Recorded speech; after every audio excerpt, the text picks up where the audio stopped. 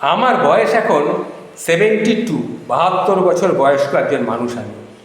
আমি কিছু দিনের আগেকার কয়েকটা কথা উল্লেখ করছি।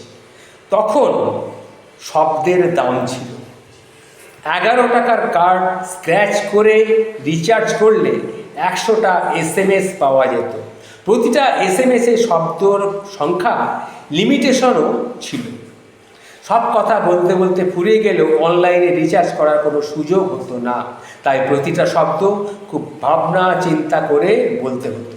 তখন একটা লেখার জন্যে কিপ্যাডটাকে বারচারে খোঁচাখুচি করতে হতো, প্রেস করতে হতো। তবু কেউ কিন্তু বিরক্ত হতো না। SMS বড় হয়ে গেলে তাকে ছোট করে কেটে কুটে আবার নতুন করে লিখে পাঠাতে হতো। তখন গ্রিন টিক দিয়ে ঝামেলা হতো না। অনলাইন বা অফলাইন দেখার সুযোগও তখন ছিল না। ছিল প্রতিটা SMS-এর পর 2-3 মিনিটের অপেক্ষা। রাতের গুড নাইট আর সকালের গুড মর্নিং বলার জন্য আলাদা করে SMS বাঁচিয়ে রাখাও ছিল তখন খুব একটা সমস্যার ব্যাপার। তখন ইমোজি ছিল না, আবেগগুলোকে অনুভবে তখন বুঝে নিতে হতো। তখন শব্দের দাম ছিল, তখন আবেগের দাম ছিল, অপেক্ষার দাম ছিল, এফোর্টের দাম ছিল।